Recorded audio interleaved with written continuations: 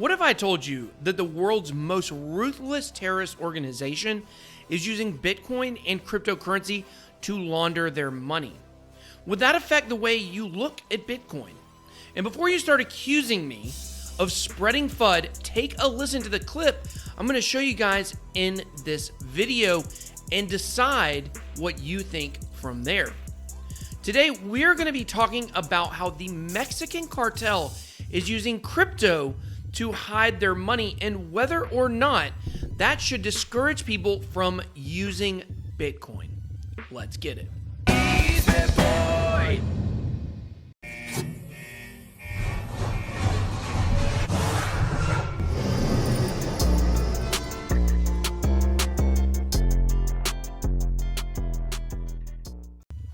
Hello and welcome to BitBoy Crypto, your one-stop shop for all things related to Bitcoin and cryptocurrency.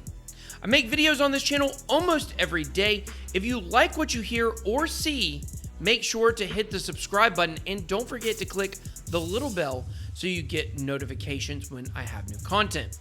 If you'd like to take the conversation further, then make sure that you guys join my Telegram group, the Bit Squad. So today we're going to be talking about the Mexican Cartel. In my opinion, the Mexican Cartel is certainly a terrorist organization, although they actually are not classified as a terrorist organization by the world's governments. The reasons behind this are really just semantical, or it's just wording.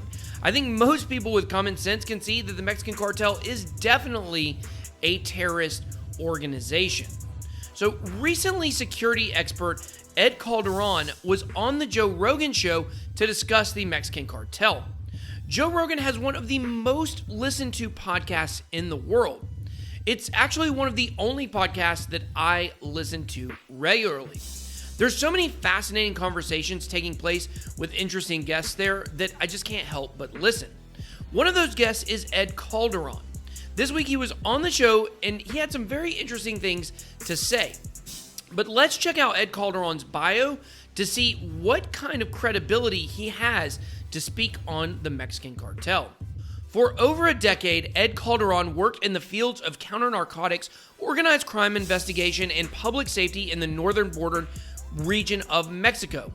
During this period, he also coordinated and worked executive protection details for high-level government officials and visiting dignitaries, often in some of the most dangerous parts of the country. Ed Calderon's study into the indigenous Mexican criminal culture, from occult practices to endemic modus operandi, have led him to be recognized as one of the world's preeminent researchers and trainers in the field of personal security that have come out of Mexico. Ed has had the privilege of sharing his expertise with members of federal law enforcement agencies, including the FBI and BORTAC, Navy SEALs, Indonesian Kopaska, Mexican and United States intelligence service agents, and members of special forces groups from all over the world. Currently, Ed travels North America doing security consulting and conducting seminars and private training courses in anti-abduction, escapology, unarmed combat, region-specific executive protection work, and unconventional edged weapons work. So as you can see, this guy knows his stuff, and he has a knowledge of what is happening in Mexico that most people I've listened to simply do not have. Within the first 10 minutes of this episode of the Joe Rogan Show, Joe and Ed discussed the finances of the Mexican Cartel. I would like to say what I heard shocked me, but honestly, it didn't. So take a listen. Well, yeah, where do the cartels keep their cash? Well, it's right now it's a myriad of things. They diversified long ago, so it's not like they're keeping buried cash in a container somewhere in the jungle like Escobar used to do, right? Right. They're still finding some like rotted cash from the 80s. They're putting their money in cryptocurrency. They're diversifying their investments in actual companies, like legit companies, so they're cleaning their money that way. Real estate, hotels, property on the U.S. side, so they're also investing on the U.S. side of the border as well. So money's it's not under the mattress or giant stacks of cash in a room somewhere. That's right. The Mexican Cartel is using Bitcoin and cryptocurrency to diversify their assets. This is all of our worst fears. And what I mean by our worst fear is that we have the Joe Rogan Show, a show that is listened to by millions of people across the world, confirming what most people outside of our community already believe. And of course, that's that criminals and terrorists are using Bitcoin to hide their tracks. So Chainalysis, a company that tracks Bitcoin transactions, has made the determination that while in the early days of Bitcoin, using BTC for criminal activities was rampant, today, less than 1% of all Bitcoin transactions are used for illegal purposes. So it saddens me when that 1% gets more attention than the 99% of transactions that are totally legit. But honestly, we see this in every facet of life. The news reports almost all the bad news, while it forgets to report the good deeds done every day. In sports, the athletes that punch their girlfriends in the face get way more attention than the ones that have their own charity organizations to help those in need. Now, in my opinion, this is actually where the interview takes a very interesting turn. Because while the cartel is using Bitcoin and cryptocurrency, legit banks are also knowingly helping the cartel to launder money. What kind of banks do business with the cartels? Like, how do they negotiate that? I'm not going to say names, but there's been a few cases of pretty large banks that have been involved in money laundering for the cartels recently. People can look that up easily.